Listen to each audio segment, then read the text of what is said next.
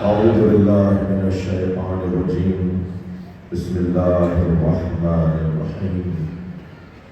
الحمد لله الذي لا يبلغ تحته القائلون ولا يحصي نعماءه العابدون ولا يؤدي حقه المجتهدون الذي ليس لصفته حد محدود ولا نعت موجود ولا وقت معدود ولا أجل ممدود فضل الخلائق بقدرته ونشر الرياح برحمته. الصلاة والسلام على الرسول المسدد المصطفى الأمجد المحمود الأحمد سيدنا ومولانا ومولى الكونين جد الحسن والحسين الأعاني والقاسم محمد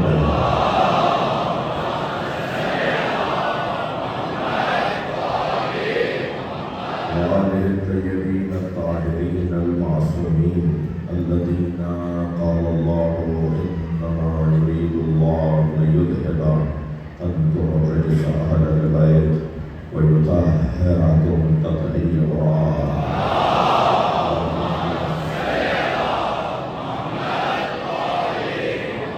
ولعنة الله على أعدائهم أجمعين من يوم عداوتهم إلى قيام يوم الدين. أما بعد، قال الحكيم في القرآن الكريم: بسم الله الرحمن الرحيم.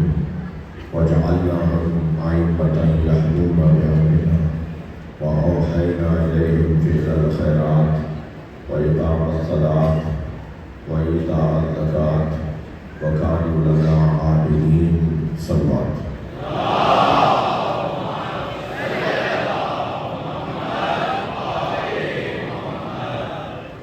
سورہ مبارکہ الانبیاء آیت نمبر 73. اللہ نے اس کلام میں مقصد امام، شرائط امام، اہداف امام اور عظمت امام کو بیان کرنا ہے. وجعلناہم ائمۃ یہدون بامرنا، اور ہم نے انہیں امام بنایا ہے جو ہمارے امر کی ہدایت دیتے ہیں، دیتے رہیں گے. وَأَوْحَيْنَا إِلَيْهِمْ فِعْلَ الْخَيْرَاتِ، اور ہم نے ان پر نیک کاموں کی، خیر امور کی، امور خیر کی، افعال خیر کی وحی کی ہے. وَإِقَامَ الصَّلَاةِ، اور ہم نے وحی کی ہے کہ وہ نماز قائم کریں. وَإِيتَاءَ الزَّکَاةِ، یہ واو عاطفہ ہے، اوحینا کے برابر ہے. ہم نے وحی کی ہے کہ وہ نیک کام کریں، ہم نے وحی کی ہے کہ وہ نماز قائم کریں، ہم نے وحی کی ہے کہ وہ زکوٰۃ دیں.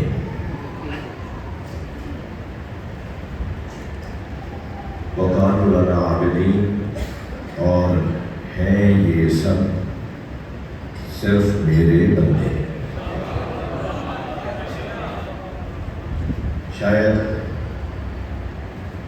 ہم نے کیوں امام بنایا ہے، اس کی علت ہم ان پر نیک کاموں کی وحی کیوں کرتے ہیں، اس کی علت ہم انہیں نماز قائم کرنے کا فریضہ کیوں سونپ رہے ہیں، اس کی علت یہ معاشرے سے فقر کا، نادانی کا خاتمہ کریں گے، ایتاء الزکاۃ.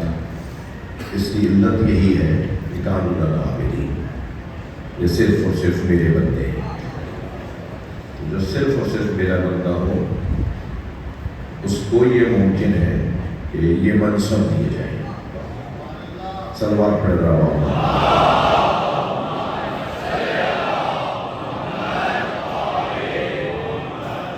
کانوا لنا عابدین علت ہو سکتی ہے ان تمام ذمہ داریوں کے سونپنے کی. یہ سارے کام جو کر رہے ہیں کہ یہ صرف میرے بندے ہیں. اب یہ بحث یا یہ سوال یا یہ غور کیا جائے کہ پہلے ذمہ داریاں دی گئی ہیں اور پھر وہ بندے بنے ہیں یا پہلے وہ بندے تھے تو ذمہ داری دی ہے؟ یہ اس وجہ سے اللہ کے بندے بنے کہ اللہ نے یعنی صرف محض اللہ کے عبد بنے کہ اللہ نے انہیں اتنا بڑے بڑے منصب دیے، تو اللہ جب اتنا کچھ دے رہا ہے تو وہ بھی تو صرف اللہ ہی کے ہوں۔ یا تو یہ علت ہے یا نہیں، اس کے برخلاف ہے، کیونکہ وہ تھے ہی اللہ کے بندے، وہ ہیں ہی اللہ کے بندے، وہ اللہ کے علاوہ کسی کو حساب میں نہیں لاتے، ان کے نزدیک اللہ کے علاوہ کوئی ہے ہی نہیں، تو اس لیے اللہ نے یہ ساری ذمہ داری دی۔ ایک اور آیت میں بھی اللہ نے سورہ سجدہ میں اسی مفہوم کو تھوڑا سا دوسرے زاویے سے رہنمائی فرمائی، وَجَعَلْنَا مِنْهُمْ أَئِمَّةً يَهْدُونَ بِأَمْرِنَا، اور ہم نے ان میں سے کچھ کو امام بنایا ہے، ہم نے کچھ کو امام، وہاں بھی یہی ہے کہ يَهْدُونَ بِأَمْرِنَا، ان کا کام یہ ہے کہ وہ ہمارے امر کی ہدایت کریں۔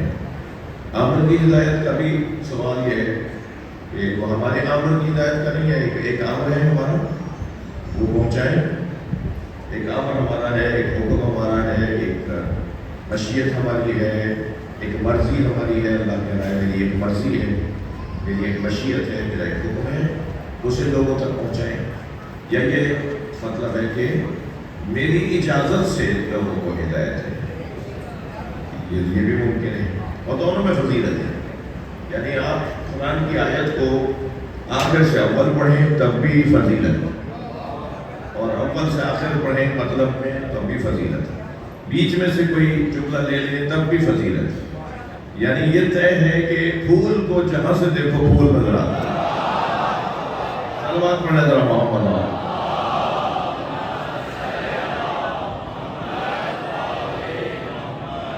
وہاں فرمایا وَجَعَلْنَا مِنْهُمْ أَئِمَّةً يَهْدُونَ بِأَمْرِنَا، ہم نے ان میں سے کچھ کو امام بنایا ہے تاکہ وہ ہمارے امر کی ہدایت کریں یا میرے امر سے ہدایت کریں، یعنی میرے حکم سے ہدایت کریں یا میرے حکم کی ہدایت کریں، وہ جو میں چاہتا ہوں وہ پہنچائیں یا میرے چاہنے سے پہنچائیں، جو میں چاہتا رہوں وہ پہنچاتے رہیں، یا پہلے سے طے ہے اس کا امر، تو یہ دونوں باتیں ممکن ہیں۔ اگر پہلے سے طے ہے اللہ کا امر اور وہ پہنچانے والے لوگ ہیں تو اس کا مطلب یہ ہوا کہ یہ مقدرات کو جاننے والے لوگ، یہ لوح محفوظ کو پڑھنے والے لوگ، یہ علم الہی کا مرکز ہے، یہ عیبت و علم اللہ ہے، یعنی اس نقطے کی تائید میں بھی ہمارے پاس حدیث موجود ہے کہ اس گھرانے کو ان 14 کو اللہ نے اپنا علم رکھنے کی جگہ بنایا ہے، جیسے زیارت عاشورہ میں میرے مولا امام علی نقی علیہ السلام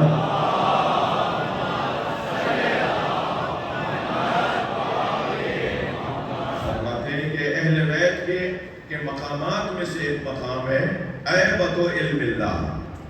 عربی زبان میں عیبہ کہتے ہیں ایک ایسے صندوق کو، ایک ایسی جگہ کو کہ جہاں قیمتی چیزیں رکھی جاتی ہیں، جو آپ آج کے زمانے میں بلا تشبیہ، میں تھوڑا سا کیونکہ آپ ہی میں سے ہوتا تو میں ڈر کے بول رہا ہوں کہ بعد میں کہتے کہ مولانا نے کیا کہہ دیا، تو وہ آپ تجوری لاکر، اب میں نہیں کہہ رہا، میں صرف بچوں کے ذہن تعین کرنے کے لیے کہ جہاں قیمتی چیز رکھی جاتی ہیں اس جگہ پر عربی میں کہتے ہیں عیبہ، عیبہ، عیبۃ علم اللہ، اللہ جہاں اپنا علم رکھتا ہے، اور اللہ کہتا ہے انہیں لکھنا پڑھنا نہیں آتا۔ سلوات پڑھیں گے محمد والا۔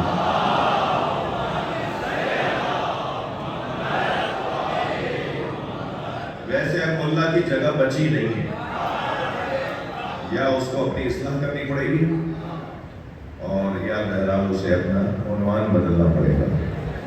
بات روشن ہے؟ بات تھوڑی سی آگے بڑھے۔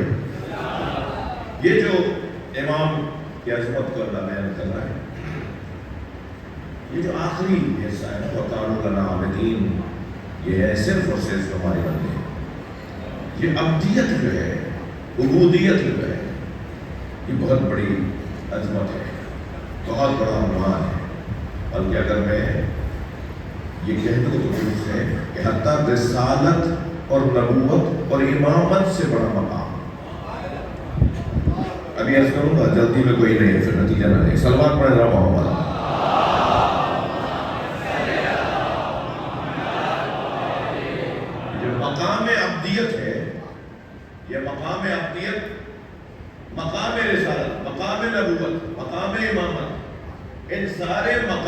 کی روح ہے. اگر ایک مقام رسالت کا ہے، ایک مقام نبوت کا ہے، ایک مقام امامت کا ہے، اس کی اصل اور روح کیا ہے، اس کی جہن کیا ہے؟ وہ ہے عبدیت. زیادہ دور نہیں جائیے، روزانہ میری بات کو آپ روزانہ دہراتے ہیں. یعنی جو میں کہہ رہا ہوں اس وقت میں نہیں کہہ رہا، میں نقل کر رہا ہوں. میں اپنی بات نہیں کر رہا، نقل کر رہا ہوں. ایک مطلب کو نقل کر رہا ہوں، ایک مفہوم، ایک معرفت کی بات کو نقل کر رہا ہوں. اسے روزانہ آپ کرواتے ہیں. اشہد ان محمدا عبدہ ورسولہ. میں گواہی دیتا ہوں محمد تیرے اس کے بندے ہیں اور رسول ہیں. یہ پہلے عبدیت کا تذکرہ کر کے بتا رہے ہیں کہ رسالت سے بڑا مقام عبدیت کا ہے. اگر اب بھی تسلی نہ ہوئی ہو کسی دوست کو ایک اور دلیل دوں گا. صلوات پڑھیں محمد وآلہ.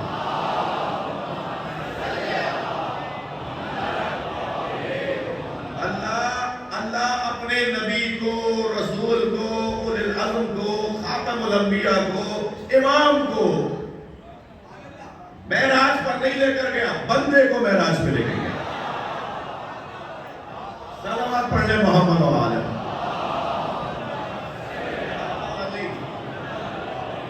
میں ایک طرف زیادہ دیکھ کے وہ کر رہا ہوں. یہاں حافظ قرآن تشریف فرما ہے تو لطف آتا ہے جب آدمی ان مفاہیم قرآنی کو بیان کرے اور حافظ قرآن یا مفسر قرآن یا قرآن کے طالب علم بھی بیٹھے ہوں. یہ سبحان الذی اسری بعبدہ، بابرکت ہے وہ ذات جس نے سیر کرائی اپنے بندے کو. بندے کو سیر کر رہا، رسول کو تو نہیں کروا رہا. یعنی رسول کے رشتے سے تو نہیں کروا رہا، نبوت کے رشتے سے تو نہیں کروا رہا. ہمارے نبی تو نبی امام بھی ہیں، امامت کے رشتے سے بھی نہیں کروا رہا. وہ عبدیت کے رشتے سے سیر کروا رہا. میں اپنے محترم سننے والوں کی ذہن مبارک میں ایک اور ہدیہ دوں. جب وہاں سے یہاں کا سفر ہو تو اسے رسالت کہا جاتا ہے، اور جب یہاں سے وہاں کا سفر ہو تو اسے عبدیت کہا. صلوات پڑھ لیں محمد وآلہ.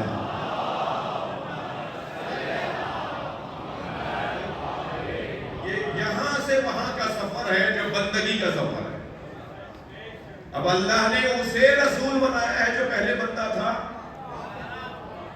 یا اللہ نے بندہ ہونے کی وجہ سے رسول بنایا، یا وہ رسول بن کر بندے بنے؟ میرا عقیدہ یہ ہے کہ وہ پہلے بندے تھے، وہ اللہ کے عبد محض تھے. ان کے نزدیک اللہ کے علاوہ کچھ نہیں ہے. میں تمہید لے رہا ہوں، مجھے خطبے کا آغاز کرنا ہے. صلوات پڑھیں محمد وآلہ.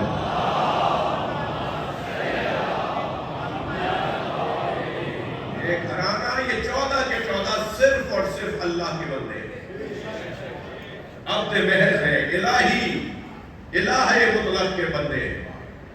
میں مولانا اسحاق صاحب کی خدمت میں گیا فیصل آباد میں. مولانا اسحاق بہت سارے لوگوں نے ان کی کلمت بھی رحلت فرما چکے. میں ان سے ملنے جایا کرتا تھا، ان کی دولت کا دیکھا متعدد مرتبہ گیا.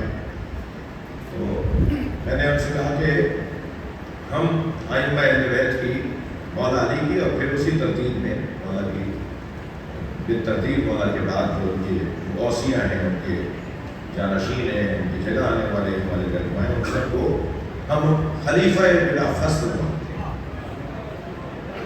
اس میں بڑی شعر حاصل، بڑی خوبصورت گفتگو میں، باتوں میں، پیغامات میں، نگاہ میں انہوں نے یہ بات کی کہ اولیاء الہی کے مکاشفات میں سے چھوٹی چھوٹی چیزیں اللہ دکھاتا ہے پہلے ولیوں کو، تاکہ ان کا ایمان اور مضبوط ہوتا جائے. پھر آہستہ آہستہ اور بڑی چیز دکھاتا ہے، جسے مکاشفہ کہتے ہیں. تھک تو نہیں رہے؟ جسے مکاشفہ کہتے ہیں، جسے حجابوں کا ہٹنا کہتے ہیں، جسے فنا فی اللہ ہونے کی منزلیں کہتے ہیں. پہلے وہ چھوٹی چھوٹی چیزیں دکھاتا ہے، آنکھیں کھولتا ہے، جو چیزیں سب نہیں دیکھ رہے ہوتے وہ دیکھ رہے ہوتے ہیں، اور پھر بڑی بڑی چیزیں دکھاتا ہے. اور پھر جب بہت اچھی عظمت اور مقام ہوتا کرتا ہے کسی ولی کو تو پھر عرش دکھاتا ہے. اور جب عرش دکھاتا ہے اپنا تو پھر عرش میں جو چیز نظر آتی ہے وہ کہنے لگے، فرمانے لگے کہ اولیاء کے ہاں اب یہ تفصیل تشریح کشمیری اس میں شامل ہے. ممکن ہے بعد میں کوئی کلک بن جائے تو ان کے بیٹے ہی رابطے کرتے ہیں کہ مولانا نہیں کرتا، یہ مشکل ہے نا. تو یہ اس میں تشریحات میری شامل ہے، مفہوم ان کا ہے. اور پھر جب وہ کیفیت ہوتی ہے کہ جب عرش دکھاتا ہے خاص ولیوں کو تو وہاں پر عرش کے گرد 14 کرسیاں لگی ہوئی، عرش کے گرد 14 کرسیاں لگی ہوئی. اچھا ہے کہ ایک سنی عالم کا بیان ہے. صلوات پڑھیں محمد وآلہ.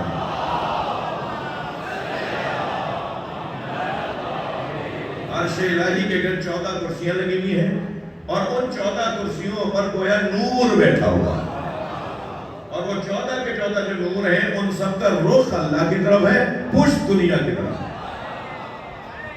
صلوات پڑھ لیں محمد وآلہ.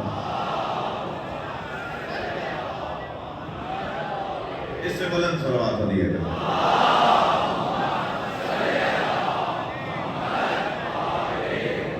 اب یہ جو کیفیت ہے یہ وہ ابدیت کا مقام ہے، مقام عبودیت ہے. یہ سب سے بڑا مقام ہے، سب سے بڑی فضیلت ہے. اگر کہیں آپ کو جرم نظر آ رہا ہے، کہیں آپ کو مجبوری نظر آ رہی ہے، کہیں آپ کو جھوٹ نظر آ رہا ہے، کہیں آپ کو مثال کے طور پر معیار انسانیت سے قریبی کیفیت نظر آ رہی ہے، تو وہاں وجہ وہی ہوتی ہے کہ یہ اللہ کا بندہ نہیں. اگر یہ اللہ کا بندہ ہو تو پھر یہ ساری چیزیں اس کے نزدیک ہیج ہے، بے قیمت ہو، بے وقت ہو، بے حیثیت ہو. وہ پھر تنہا بھی ہوگا تو پھر لشکر ہوگا جب اگر اللہ کا بندہ ہوگا. ان تمام ہستیوں کے خاص طور پر جن کے دروازے پر میں اور آپ بیٹھے ہیں، ان کی عظمت یہ ہے کہ یہ صرف اور صرف اللہ کا. بزدل لوگ کون ہوتے ہیں؟ بزدلوں کی کم سے کم پہچان بتاؤ. بزدلوں کی کم سے کم پہچان یہ ہے کہ وہ باکردار نہیں ہوتے. کبھی بھی کردار والا بزدل نہیں ہوگا. کئی کمزوری ہے اس کے کردار میں. وہ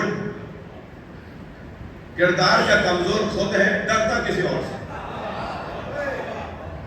وہ جو خوف ہے نا، جو اندر کا خوف ہے، جو کردار کی کمزوری سے جو اندر کا خوف ہے، وہ اندر جو چور بیٹھا ہے وہ ڈراتا ہے کہ اگر تم نے ایسا کر دیا تو پھر یہ ہو جائے گا، تم نے یہ کہہ دیا تو پھر یہ ہو جائے گا.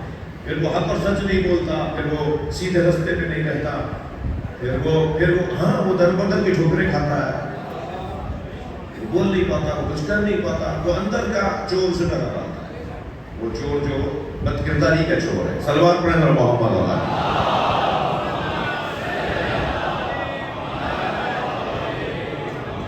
یہ جو کردار ہے، میں اب جا رہا ہوں اس بات کی طرف، اپنے مقدمے کو ایک اور منزل پہ لے کر آیا ہوں کہ یہ جو کردار بد کرداری کا چور ہے، یہ انسان کو بزدل بنا دیتا ہے، یہ انسان کو کنجوس بنا دیتا ہے. ناراض نہیں ہوئیے گا، نہ ہوئیے گا. یہ انسان کو بے غیرت بنا دیتا ہے.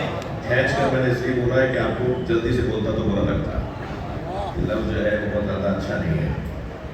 یہ انسان کو بے عزت بنا دیتا ہے، یہ انسان کو بے غیرت بنا دیتا ہے، یہ بد کرداری. اب اگر یہ ہے، یہ نفسیاتی گفتگو کر رہا ہوں، اس میں تو کوئی سنی شیعہ کا، کوئی ہندو مسلم کا بھی مسئلہ نہیں ہے. سارے ایک جیسے ہی ہے نا سر، یعنی اس کیفیت پہ تو ایک جیسی ہے. یہ جو بد کرداری کا چور ہے، جو انسان کو ڈرپوک بناتا ہے، بے غیرت بناتا ہے، بے عزت بناتا ہے، کنجوس بناتا ہے، یہ بد کرداری کا جو چور ہے نا، جہاں یہ بد کرداری کا چور ہو وہاں ماحول عمومی ہے.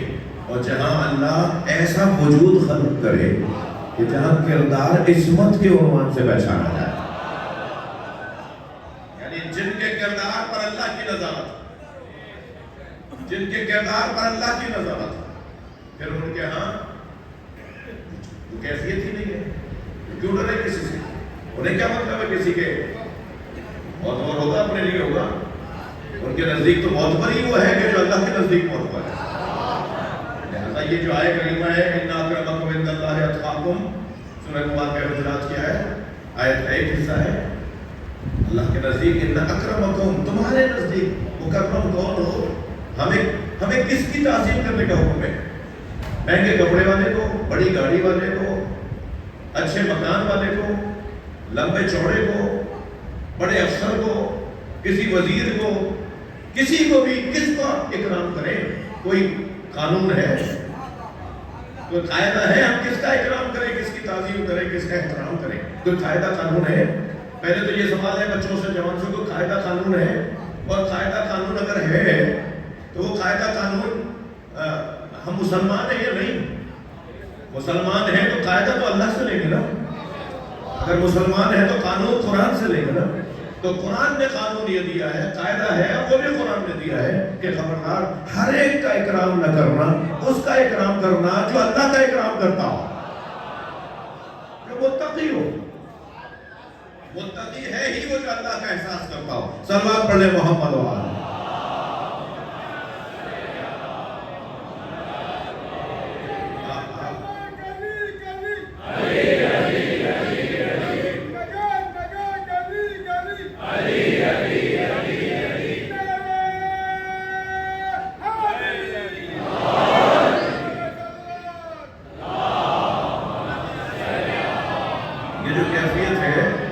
یہ کیفیت اگر کہیں کمال پر نظر آتی ہے، عروج پر نظر آتی ہے، اس کیفیت کی اگر معراج دیکھنی ہو تو ان 14 کو دیکھیں.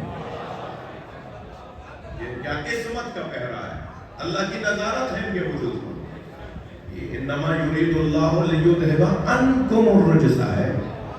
اللہ کا ارادہ یہ ہے کہ برائی کو آپ سے دور رکھے، یا برائی کو آپ سے دور رکھے. برائی آپ کے قریب نہیں آنے دے گا. جہاں وہ بیٹھے گے برائی بھاگے گی، جہاں وہ آگے بیٹھے گے برائی بھاگے گی. بلا تشبیہ بچوں کو سمجھانے کے لیے بعض مقناطیس، بعض کچھ ایسے میٹل کچھ چیزیں ہوتی ہیں کہ آپ وہاں رکھ دیتے تو کچھ چیزیں پیچھے ہٹ جاتی ہیں. یہ جو گھرانہ نا، ایسا گھرانہ جہاں یہ ہوں گے وہاں برائی نہیں ہوگی، جہاں یہ ہوں گے وہاں برائی نہیں ہوگی. اسی لیے تو ہمیں حکم دیا جا رہا ہے ان کے قریب آ جاؤ. اگر یہ قریب بلا رہے ہیں تو مانے ہم برے نہیں. اگر ہمیں یہ قریب بلا رہے ہیں اور ہم ان کے قریب جا رہے ہیں، اس کا مطلب ہے کہ ہمارے اندر ہمیں خوبی تھی تو انہوں نے قریب بلایا ہے. بھائی کہاں تک لے جاؤں بات کو کہ اہل بیت کے چاہنے والوں میں کیا خوبی ہے؟ سب سے پہلی خوبی تو ماں باپ کا کردار ہے. جو سبب بنتا ہے کہ اہل بیت قریب بلا دیتے ہیں. صلوات پڑھ لیں محمد و آل.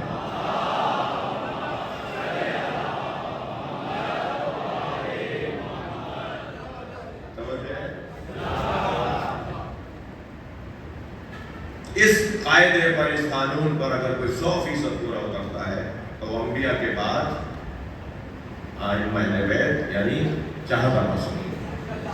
یہ ہمارا عقیدہ ہے. اس کے بعد اس کے حوالے سے ہمارے پاس دلائل بھی موجود ہے.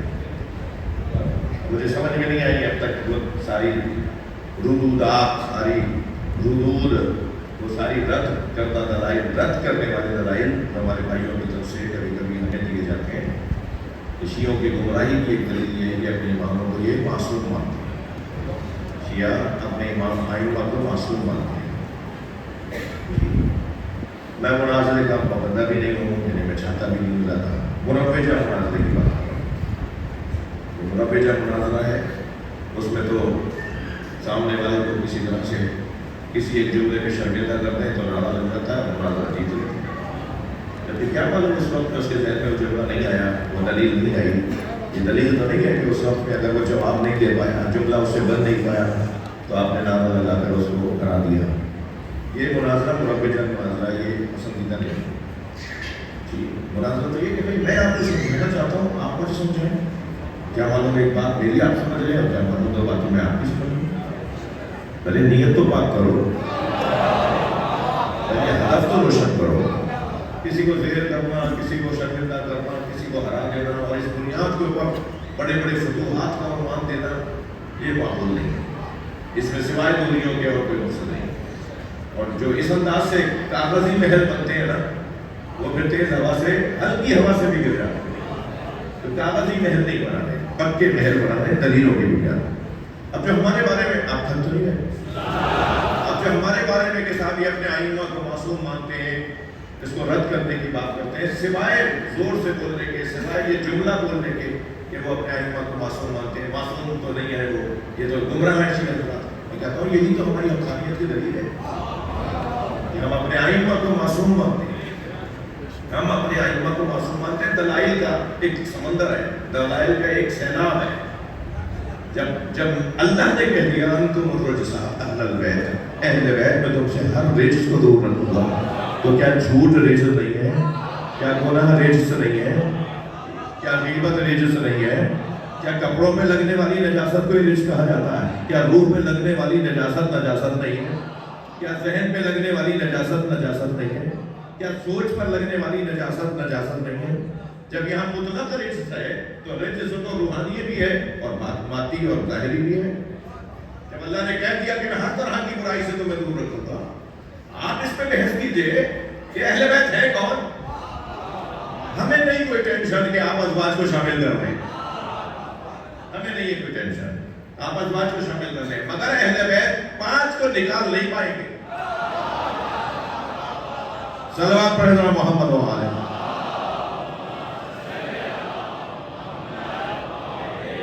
اس کے علاوہ احادیث کی صورت میں ہمارے پاس اہل بیت کی عصمت پر دلیلیں ہیں۔ سرکار نے ایسے ہی فرما دیا، انی تارک فیکم الثقلین کتاب اللہ و عترتی اہل بیتی، میں 2 چیزیں تمہارے سامنے چھوڑے جا رہا ہوں، تمہارے پاس چھوڑ کر جا رہا ہوں، ایک اللہ کی کتاب، ایک اپنے اہل بیت۔ اور پھر فرمایا کہ وَإِن تَمَسَّكْتُمْ بِهِمَا، اگر ان دونوں سے تم متمسک رہے، جڑے رہے، لن تضلوا بعدی، تو میرے بعد گمراہ نہیں ہوگے، حتیٰ یرد علی الحوض، یہاں تک کہ حوض کوثر پہ مجھ سے آگے ملو گے۔ تم ان سے جڑے رہے تو گمراہ نہیں ہوگے، ہم ان سے جڑ کر گمراہی سے بچ جائیں، اور آپ ان کی عصمت کے قائل نہیں۔ یہ کیسی بات ہے؟ صلوات پڑھ ذرا محمد و آلہ۔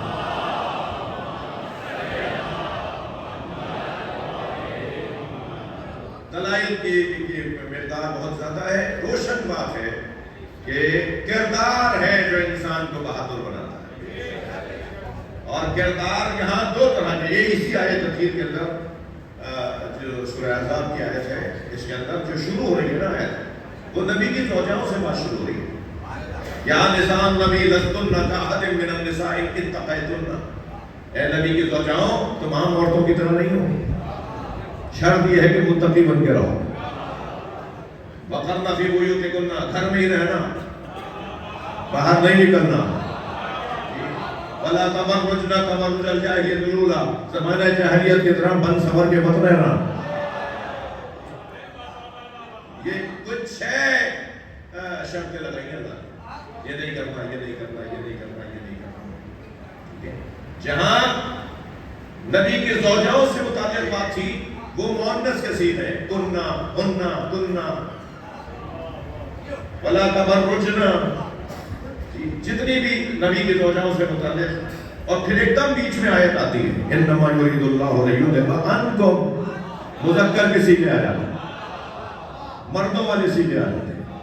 جہاں نبی کی زوجاؤں کی بات ہو رہی ہے 6 شرطیں لگائی اللہ، ایک ہی آیت ہے، ایک ہی آیت ہے، 6 شرطیں لگائیں، یہ نہیں کرنا، یہ نہیں کرنا، یہ نہیں کرنا، تاکہ تم فضیلت والی بنو۔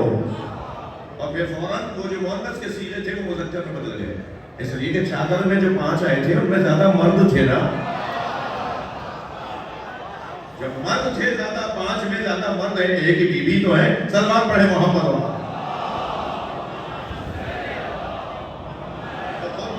مذکر کے صیغے شروع ہو گئے، مؤنث کے صیغے تھے جب تک کہ بیویوں سے بات ہو رہی تھی، اور مذکر کے صیغے شروع ہو گئے، یعنی مردوں کے لیے جو عربی میں ضمیر استعمال کی جاتی ہے، جہاں مرد زیادہ آتے ہیں، نبی مرد، امام حسن، امام حسین، مولا علی،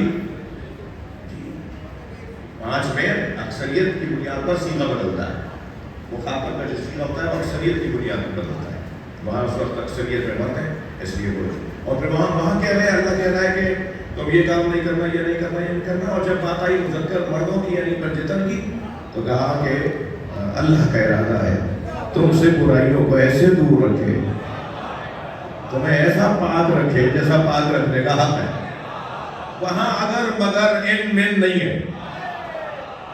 صلوات پڑھیں محمد و آلہ۔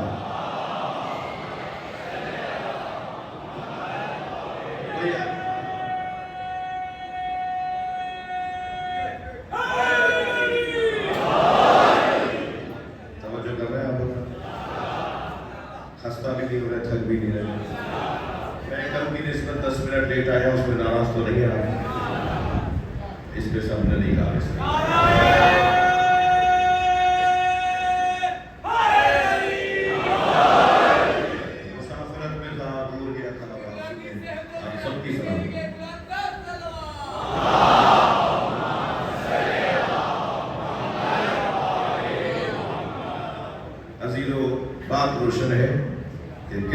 کردار جتنا عظیم اور بڑا ہوتا چلا جائے گا اتنے ہی انسان کے اندر اس کی شخصیت نکھرتی چلی جائے گی، اور صرف اللہ کے بندے ہونے میں، صرف اللہ کی بندگی میں بنیادی شرط ہے کردار۔ جتنا کردار بلند ہوگا اتنا ہی ثابت کر پائیں گے کہ اللہ کی، ورنہ قدم قدم پر شیطان کی بندگی، اپنے جیسوں کی بندگی، بلکہ اپنے سے پست لوگوں کی بندگی، انہیں موثر حقیقی ماننا، انہیں علت حقیقی ماننا، یہ انسان کی فکر دنیا سب ہے۔ اب اس کمال کے لوگ، اس فضیلت کے لوگ کہ جن کے ہاں عصمت پائی جاتی ہو، جن کے کردار پہ نظارت اللہ کی ہو، ان کے ہاں پھر ابدیت کس درجے کی ہوگی، کس کیفیت کی ہوگی۔ لہذا اچھا جتنے ہوتا ہے، آپ میں سے جو ڈاکٹر اللہ تشریف فرمائیں، وہ جو آپ کے سامنے، آپ کے عزیزوں میں، آپ کے دوستوں میں کوئی طبی اصولوں کے خلاف بات کر رہا ہوتا ہے، کوئی کام کر رہا ہوتا ہے جو طبی اصولوں کے خلاف کام ہوتا ہے، تو کسی اور سے زیادہ آپ کو تکلیف ہوگی۔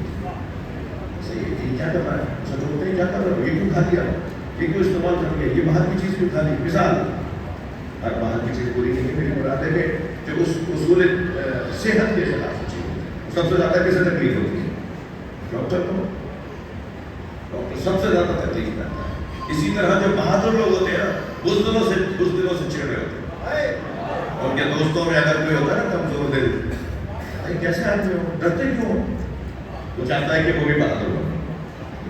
ایسے ہی عالم ہوتے ہیں، دانشور ہوتے ہیں، پڑھے لکھے لوگ ہوتے ہیں، وہ پوری کوشش کرتے ہیں ان کے بچے پڑھیں، ان کے متعلق جوان پڑھیں، اور اگر جوانی کا کوئی دوران یا گزر گیا ہے اور عمر بڑھ گئی ہے تب بھی کہتے ہیں کیا مشکل ہے، اب بھی پڑھ سکتے ہو۔ ان کی ساری توجہ اس پر ہوتی ہے اسی طرح ہی ہمارا عزیز پڑھا لکھا ہو جائے۔ ایسا ہی ہے جو اللہ کا عبد محض ہو، جو اللہ کا عبد محض ہو، وہ کب چاہے گا اس کے چاہنے والے دوسروں کے غلام بنے، وہ کب چاہے گا کہ اس کے اپنے نام لینے والے کسی اور کی عبدیت کر رہے ہیں۔ اگر اس گھرانے کے نزدیک قرب حاصل کرنا ہے، صلوات پڑھیں ذرا محمد و آل۔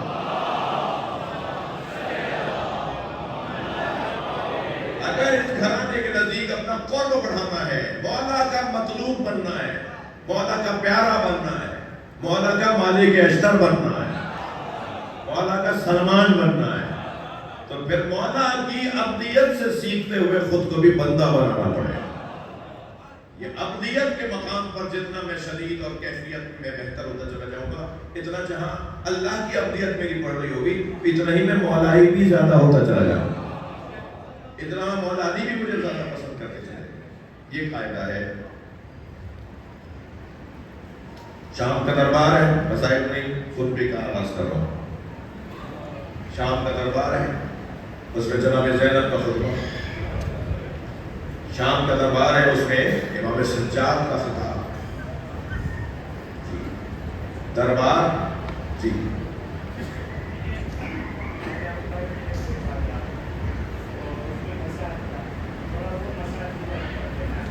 کیا تھا؟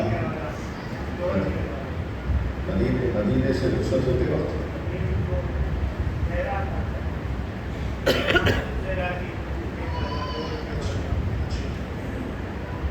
ایک سلوات علیہ کریں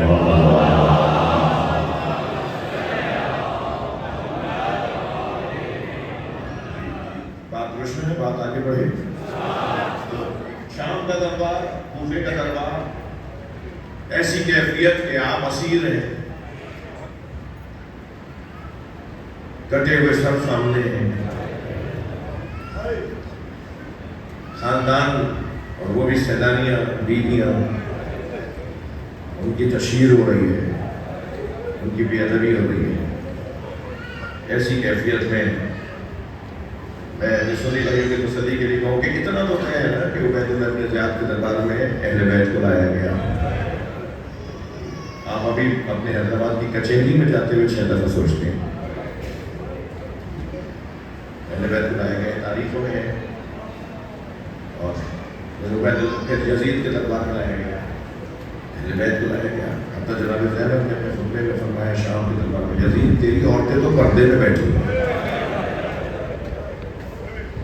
اور جن کے اوپر عصمت کا پردہ اور حجاب آیا، جنہوں نے پردہ سکھایا انہیں تو نے بغیر پردے کی کھڑا کیا، یہ سارے جملے تاریخ میں ایسی کیفیت میں امام سجاد کا خطبہ۔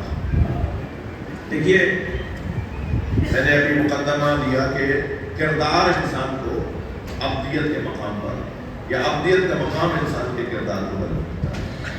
کردار عبدیت ہو جاتا ہے، عبدیت کردار کو اور بہتر کرتا ہے۔ اس گھرانے کی ایک کیفیت یہ جو ہے عبدیت والی کیفیت، عبودیت والی کیفیت، سوال یہ ہے کہ یہ اللہ کی دی ہوئی ہے یا ان کی اپنی محنت ہے؟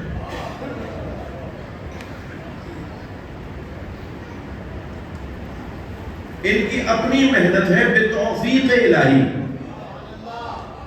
اللہ چاہتا تھا کچھ ہستیاں نمائندہ ہستیاں ہوں، رہنما ہستیاں ہوں، پھر انہوں نے طویل زندگی عطا کی ہے، پھر انہوں نے اپنے آپ کو گناہوں سے اور غلطیوں سے محفوظ بھی رکھا، اور اللہ چاہتا تھا ایسا، یعنی اللہ کی مشیت کے مطابق انہوں نے اپنے آپ کو ڈالا۔ لہٰذا نہ یہ مجبور ہے اللہ کے بندے بننے میں، نہ یہ مجبور ہے، اور نہ ہی ان کا ہی کردار ہے، صرف انہی کا کردار ہے، نہیں، اللہ نے چاہا اور انہوں نے اس چاہت الہی کو قبول کیا، اس انداز سے یہ اللہ کے بندے بنے۔ اب ایسی شخصیت، ایک جانب تو یہ اللہ کی عطا، دوسری جانب عزیزہ نگرانی، اس مقام کے لیے، اس کیفیت کے لیے اللہ کی طرف سے، اس کیفیت کے لیے اللہ کی طرف سے کچھ کمالات انہیں دیے جائیں گے، کچھ سجاوٹیں دی جائیں گی، کچھ سجاوٹیں دی جائیں گی۔ ان میں سے ایک سجاوٹ ہے فصاحت اور بلاغت، ایک کیفیت ہے خوب اچھا بولنا، کردار کے کمال پر پہاڑوں سے زیادہ اونچا کردار، آسمانوں سے زیادہ وسیع کردار، سمندروں سے زیادہ وسیع کردار، مگر بولنا نہیں آ رہا، بات پہنچا نہیں پا رہے، گفتگو کر نہیں پا رہے۔ بڑے بڑے آپ نے عالم دیکھے ہوں گے، عالم تو بہت اچھے تھے مگر مجلس نہیں پڑھ پاتے تھے، خطاب نہیں کر پاتے تھے، درس نہیں دے پاتے تھے، لکھوا لیجیے ان سے کوئی ٹوٹے پھوٹے الفاظ میں ان سے نصیحت لے لیجیے، مگر وہ بول نہیں پاتے تھے۔ یہ جو بولنا ہے، یہ جو بات کرنا ہے، جب حضرت زید شہید کو گرفتار کر کے لائے نا، زید ابن علی امام سجاد کے فرزند حضرت زید، خاص طور پہ جو زیدی سادات کے بورے سے آنا ہے، حسینیوں کے، حسینی سادات کے جو بورے سے آنا ہے، انہیں جب گرفتار کر کے لائے تو ان سے کہا آخری بات کرو، کچھ دیر بعد تمہاری گردن ماری جائے گی۔ تو انہوں نے مولا کے فضائل پڑھنا شروع کر دی، مولا علی کے فضائل۔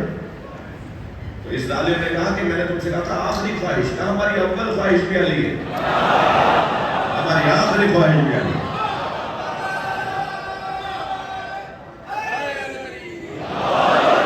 ہمارا اول و آخر علی کی بات کریں گے۔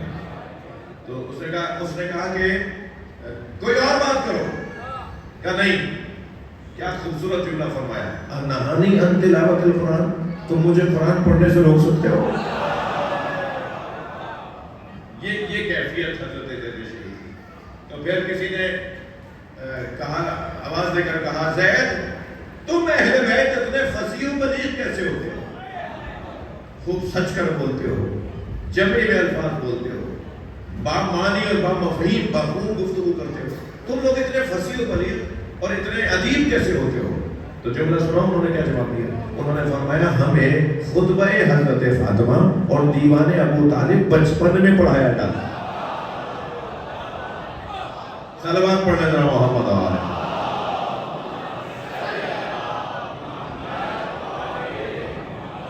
اور مولا امام صادق علیہ السلام کا فرمان ہے،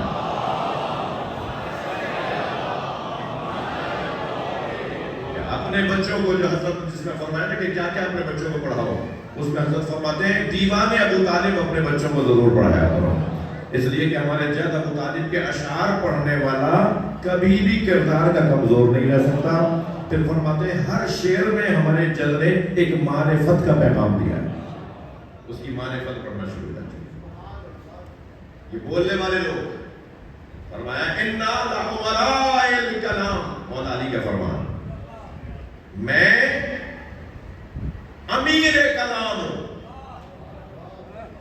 جی امیر کلام، امیر المؤمنین تو ہم نے سنا ہے، اور فرماتا ہے یہ جو کلام ہے نا، میں اس کا بھی امیر ہوں۔ فرماتے ہیں اجن حضر ون السیل، جب میں بولنے لگتا ہوں تو مجھ سے معرفت کا سیلاب بہتا ہے. ین حضر ون السیل ولا یسعى علی الطیر، اور جب میں اڑنے لگتا ہوں، جب بولنے لگتا ہوں تو معرفت کا سیلاب بہتا ہے. جب کسی نے کہا تھا نا مولا بتائیں متقی کسے کہتے ہیں، پہلے تو منع کرتے رہے کہ پھر سنیں گے، پھر بتاؤں گا، کسی اور موقع پہ بتاؤں گا. اس نے اصرار کیا تو آپ نے ایک آیت پڑھ کر خاموشی کیا، اس نے نہیں بولا کچھ اور فرمایا متقی کسے کہتے ہیں، تو آپ نے خود بنی 110 صفتیں متقین کی، فل بدی ردھم، قافیے والے جملے، ہر جملے کے بعد دوسرا جملہ قافیے والا، سجے ہوئے الفاظ. جی وہ حضرت نے 110 صفتیں بیان فرمائی. 110ویں صفت پہ پہنچے تو چیخنے کی آواز آئی. سب نے مڑ کے دیکھا تو جو کہہ رہا تھا نا خود بتائیں تو صحیح، وہ مر چکا تھا. اس کے پہلے سسکیاں بننا شروع ہوئی، اس کی پہلے وہ رونا شروع ہوا حضرت کو سنتے سنتے، اور پھر آخر ایک چیخ ماری اور دنیا سے چلا گیا. تو حضرت اس کے قریب گئے، جنازہ دیکھا، حضرت نے فرمایا انی اخاف وہاں ہے، مجھے اسی بات کا خوف تھا، مجھے اسی بات کا خوف تھا کہ یہ برداشت نہیں کر پائے. تو وہاں ایک شیطان بھی بیٹھا تھا، کہنے لگا ان باتوں کا اثر آپ پہ کیوں نہیں ہوتا. تو پہلے تو حضرت نے اسے غور سے دیکھا، فرمایا تیرے منہ میں شیطان کی زبان بول رہی ہے. علی نے فیصلہ کر دیا جو زبان علی کے خلاف چلے وہ شیطان کی زبان ہے. صلوات پڑھنے ذرا محمد و آلہ. فرمایا تیرے منہ میں شیطان کی زبان بول رہی ہے. پھر اس کے بعد فرمایا سن میں معرفت کا سیلاب ہوں، اور جب سیلاب بہنے لگتا ہے تو سامنے آنے والے کو نقصان ہوتا ہے، سیلاب کو نقصان نہیں. سیل، جب میں مجھ سے سیل نکلتا ہے، میرے اندر سے سیلاب نکلتا ہے، معرفت کا سیلاب، علم کا سیلاب. ولا یرقى علی الطیر، اور جب میں اڑنے لگتا ہوں تو کوئی دنیا کا پرندہ ہی نہیں کہ جو میرے برابر آ کر پرواز کرے، سب نیچے نظر آ رہے ہوتے ہیں. یہ کیسے؟ جب امام حسن نے حضرت ابو بکر کو ممبر سے یہ کہہ کر انزل عن ممبر ابی، اترو میرے بابا کے ممبر سے، واذهب الى ممبر ابی، اپنے بابا کے ممبر پہ جاؤ. تو آپ اتر آئے، بیان کیا. کسی نے کہا ابو بکر یہ کیا کیا؟ کہنے لگا جملہ نہیں دیکھا، ایسے الفاظ علی والے ہی بول سکتے ہیں.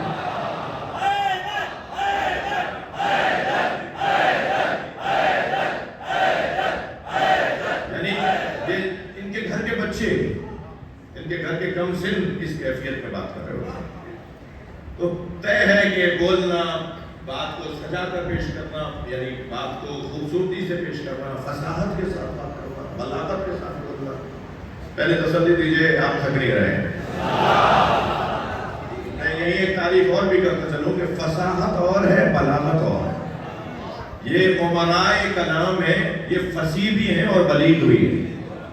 فصاحت کا لفظ استعمال ہوتا ہے جملوں کی اچھائی کی بنیاد پر، خوبصورت جملوں کو کہتے ہیں فصاحت، اور ان خوبصورت جملوں کے برتنے کو کہتے ہیں بلاغت.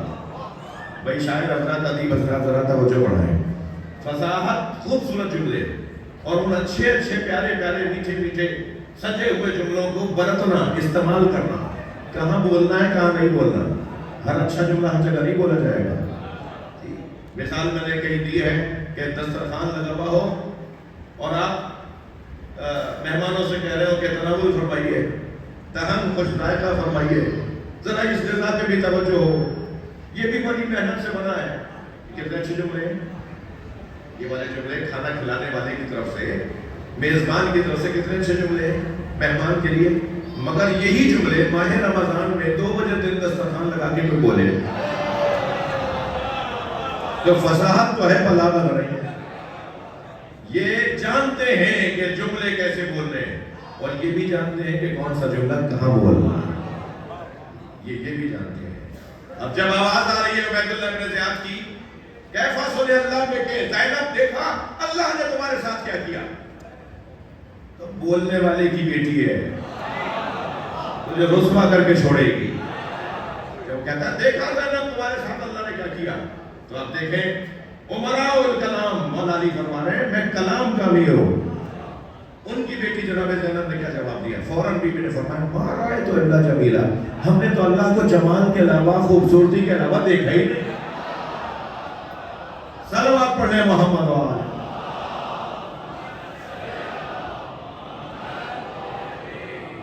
بظاہر چھوٹے چھوٹے جملے مگر مکمل سیمیناروں کا موضوع ہے. مکمل ریسرچ ورک اس کے اوپر ہو. ایک اتنے سے جملے کے بعد تحقیق ہو. دنیا کے لاکھوں عرفاء، اولیاء، صوفیاء، اہل معرفت کے جملوں کو جمع کر کے گھوٹیں، اس کا ایک خمیر بنائیں. جناب زینب کے اس ایک جملے کی برابری نہیں. بڑے بڑے خوبصورت جملے، بڑے بڑے معرفت کے کلمات کہتے ہیں اللہ کے ولی، مگر جناب زینب نے ایک جملہ، دربار، اسیری، کٹے ہوئے سر، بچے اور بیویاں رسیوں میں، مردوں سے خطاب، بڑے اطمینان سے فرما رہی ہیں ماں رائے تو علاج نہیں. ہم نے تو اللہ کے یہاں حسن و جمال کے علاوہ کچھ اور نہیں ہے. تو بتائے گا مجھے اللہ کون ہے؟ تو مجھے سمجھائے گا مجھے؟ تو بتائے گا اللہ کون ہے؟ البلاء والبلا، یہ کتنا سا جملہ ہے. البلاء ایک حق، ایک لفظ، للبلا ایک لفظ، دو لفظوں کا جملہ. اس سے چھوٹا جملہ نہیں ہو سکتا. جملہ کم سے کم دو لفظوں سے بنتا ہے، ایک لفظ کا جملہ نہیں ہوتا. 2 3 4 5 خماسی بھی ہوتا ہے، رباعی بھی ہوتا ہے، ثلاثی بھی ہوتا ہے جی، مگر 2 لفظوں سے کم کا جملہ نہیں ہوتا. فرماتی ہیں البلاء والبلا، بلائیں، مصیبتیں، پریشانیاں محبت کی وجہ سے آتی ہیں. جتنی بلائیں آپ کو بڑھتی بھی نظر آئیں، سمجھے محبت بڑھ رہی ہے. اب دنیا میں کوئی بتاؤ کہ ہم سے زیادہ کسی نے بلاؤں کا سامنا کیا؟ ہم اہل بیت سے زیادہ کسی نے مصیبتوں کا سامنا کیا ہے؟ جب ہم نے سب سے زیادہ مصیبتوں کا سامنا کیا ہے تو بس یہی کسوٹی ہے، اللہ سب سے زیادہ ہم سے پیار کرتا ہے. کیا خوبصورت پیغام ہے. صلوات پڑھیں محمد والے.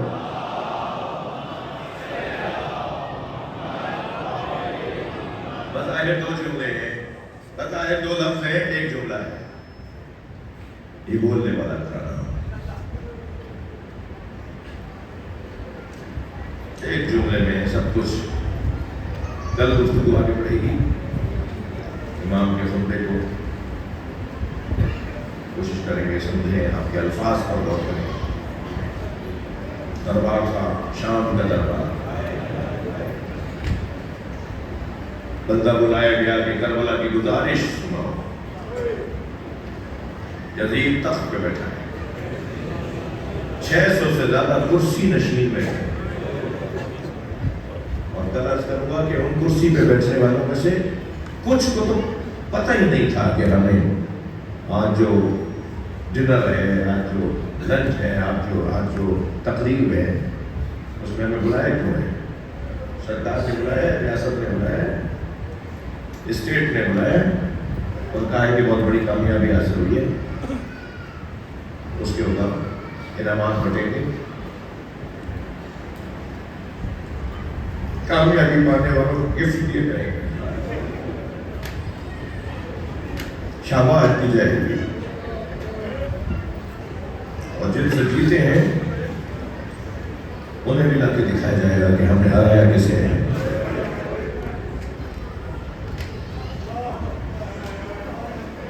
یہ کیفیت ہے. 600 سے زیادہ کرسی نشین، بیویاں کھڑی ہوئی ہیں، امام اسیر کھڑے ہیں، باقی سب بیٹھے ہیں اور انتظار ہو رہا ہے کہ یزید آئے گا. تب تقریب شروع ہوگی. ابھی یزید آتا ہے، پھر سب کو ادب احترام کرنے کا حکم دیا جاتا ہے. پھر وہ تخت پہ بیٹھتا ہے اور پھر کہتا ہے کہ کوئی گزارش سن ہے، بتاؤ کربلا میں کیا ہوا. اور پھر شیخ گزارش سناتا ہے اور کہتا ہے امیر، ہم نے حسین کے اصحاب کو مارا. وہ جو زہر قید تھے نا، بڑا نام تھا، ہم نے مار دیا. وہ جو حبیب ابن مظاہر تھے نا، بڑا نام تھا ان کا، ایک قبیلے کا سردار تھا، ہم نے مار دیا. جو مسلم ابن اوسط کا تھا، بڑی شہرتیں تھی اس کی، ہم نے مار دیا. پھر ہم نے حسین کے جوانوں کو مارا. نے حسین کا علی اکبر مار دیا.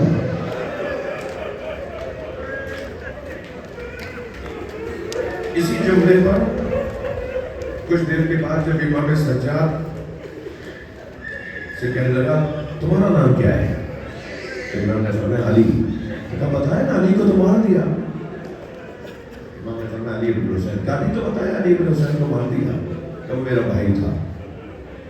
کہ وہ جو چھوٹا بچہ تھا کہ وہ بھی علی ابن حسین تھا. کہ وہ بڑا بھائی بھی علی ابن حسین, تم بھی علی ابن حسین, وہ چھوٹا بچہ بھی علی ابن حسین. امام نے فرمایا میرے بابا فرماتے ہیں کہ اگر اللہ مجھے 100 بیٹے دیتا تو میں سارے بیٹوں کے نام علی رکھتا. مجھے تو بتایا ہے, ہمیں تو ابھی بتایا ہے کہ علی کو مار دیا.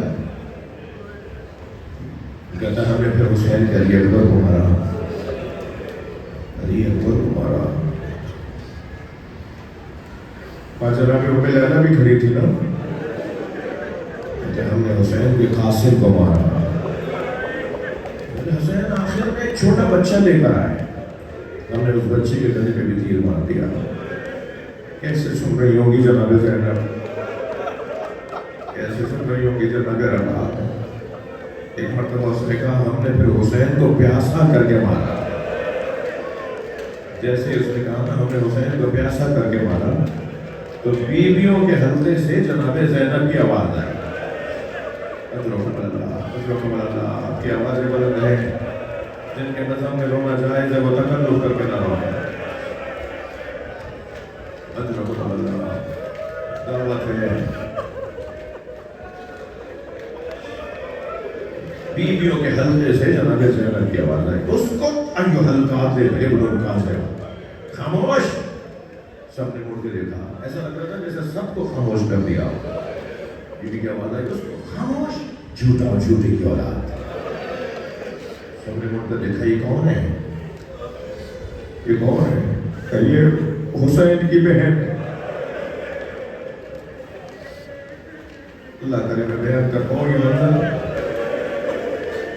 کسی نے آواز دے کر کہا انہیں باہر لاؤ, مر جائے ہمیں جملے پر. ہم سے کہتے ہو کہ یہ روتے کیوں ہیں؟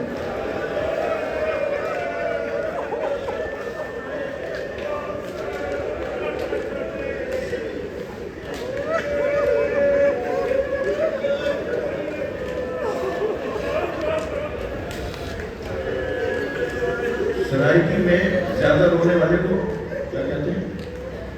زیادہ بین کرنے والے کو.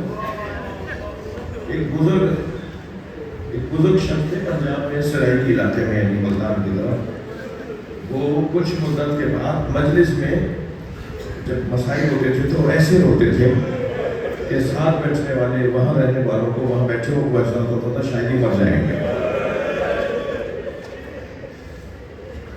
ان کا یہ رونا کہاں سے شروع ہوا؟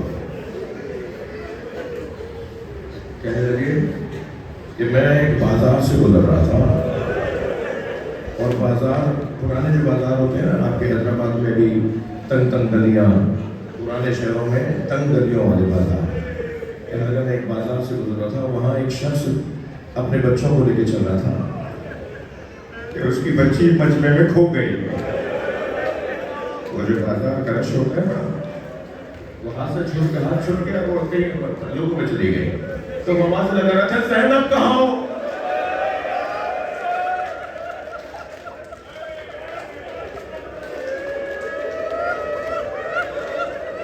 میں اس بزرگ کا نام بھی جانتا ہوں, اور ایک خاص لفظ کہتے ہیں زیادہ رونے والے کو, زیادہ بین کرنے والے کا. پھر وہ مجلس میں جب بھی بیٹھتے تھے ایسے روتے تھے. کربلا میں امام حسین کے حرم میں عاشور چیروں کے دن مجلس ہو رہی تھی, اور آیت الحیری مجلس میں بیٹھے تھے. مدہ ہزار کے روزہ خان مسائل پڑھ رہا تھا, تو روتے روتے انہوں نے آواز لگا کے کہا آہستہ پڑھو, ہمیں رونے تو دو. تم تو اتنے سنگین جملے اتنی جلدی بول رہے ہو, اتنی مصیبت کی باتیں تم اتنی جلدی آہستہ بولو, ہمیں رونے تو دو. تو پھر وہ آہستہ پڑھ رہا تھا, اور وہ آہستہ پڑھتے ہوئے ایک جملہ اس نے ایسا بولا کہ یہ چیخ مار کے روئے اور 3 گھنٹے بے ہوش رہے. اور وہ جملہ یہ تھا، ذاکر نے پڑھا کہ شام کے دروازے پہ آواز لگائی گئی، دربار شام کے دروازے پر آواز لگائی گئی، زینب کو دربار میں لایا جائے۔ خاندانی لوگ بیٹھے ہیں، خاص طور پہ سادات،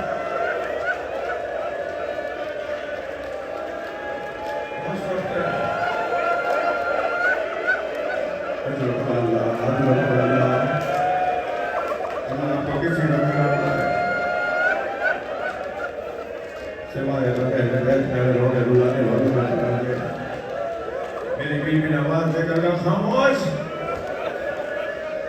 گاڑی سے باہر لے کر آؤ۔ تو سپاہی باہر لانے کے لیے آگے بڑھے تو جناب فضا نے اپنے ہاتھ پھیلا دیے، فرمایا میں نے اس کی ماں سے وعدہ کیا تھا میں زہرا کے بچوں کی حفاظت کروں گی، لیکن نہیں، جناب فضا نے کہا پہلے ہی بہت شرمندہ ہو، کہاں بچا نہیں پائی۔ تو سپاہیوں نے ایک تازیانہ حضرت فضا کو مارا، دوسرا مارنے کا موقع نہیں آیا، اس لیے کہ انہوں نے حبشی غلاموں کا آواز دے کر کہا تمہاری زینب کو کیا ہوا ہے، تمہاری قبیلے کی عورت پہ ہاتھ اٹھایا جا رہا ہے۔ تو جو حبشی غلام وہاں موجود تھے وہ تلواریں کھینچنے لگے اور آوازیں اٹھنے لگی، یزید روکو انہیں، روکو انہیں، کوئی اب ہاتھ نہ اٹھائے۔ میں اب رونے والوں سے پوچھوں اس وقت جناب زینب کا کیا حال ہوا ہوگا؟ آپ نے شام کے دربار سے مدینہ رخ کیا ہوگا، آواز دے کر کہا ہوگا السلام علیکم یا رسول اللہ۔ کوئی نہیں ہے اس بھرے دربار میں جو یہ کہے یہ نبی کی نوازی ہے کہ زینب جہاں ہو وہیں سے بات کرو، خطبہ دو، بولو کیا کہنا چاہتی ہو۔ جناب زینب نے وہاں سے پھر خطبہ ارشاد فرمایا، اس کے چند جملے سن لیجیے، میرے بھائی کی جو خواہش ہے وہ پھر کسی اور کے بیان کرو، ایک کیفیت ہوتی ہے۔ میں اس سے صرف اتنا کہوں گا، اگر جناب زہرا پہ دروازہ نہ گرتا تو کربلا میں خیمے نہ جلتے، اگر جناب زہرا کو بھرے دربار سے خالی نہ لوٹایا ہوتا تو پھر جناب زہرا کی بچیوں کو بازاروں میں نہ لایا گیا ہوتا۔ میری بیوی نے خود کا ارشاد فرمایا یہ جھوٹ کر رہا ہے، ان اخ الحسین لا یترک فی الکوفہ الا وفیہ باکر و باکیہ، میرے بھائی حسین نے کوفے میں کوئی گھر نہیں چھوڑا جہاں جنازہ نہ بھیجا۔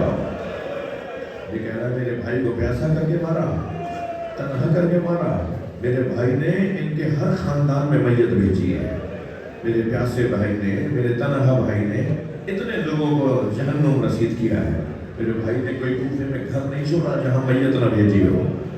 میرا بھائی پیاسا تھا، میرا بھائی کچھ دیر کے لیے اپنے بچوں کے جنازوں میں مصروف تھا، مگر میرے بھائی نے اپنی غیرت کو، اپنی ابدیت کو، اپنے وقار کو، اپنے معیار کو آخر تک پہنچایا۔ پھر یہ کہہ کر جناب زینب نے کچھ دیر کے لیے سانس لیا اور پھر حضرت نے فرمایا یا یزید، اے یزید جتنی چالیں تو چل سکتا ہے چل، جتنی سازشیں تو کر سکتا ہے کر، مگر تو ہم سے وہ شرف نہیں چھین سکتا جو قرآن اور نبوت کی صورت میں اللہ نے ہمارے گھر کو عطا کیا ہے۔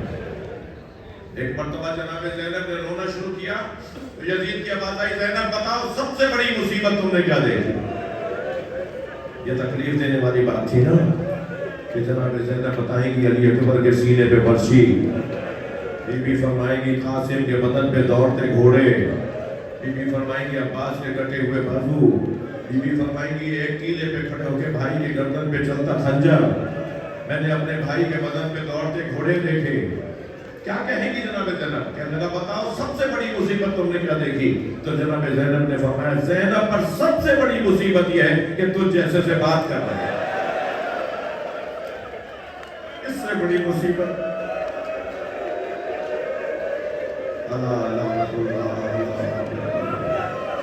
یا اللہ ہماری اس عبادت کو قبول فرما، ان نوازوں پر رحمت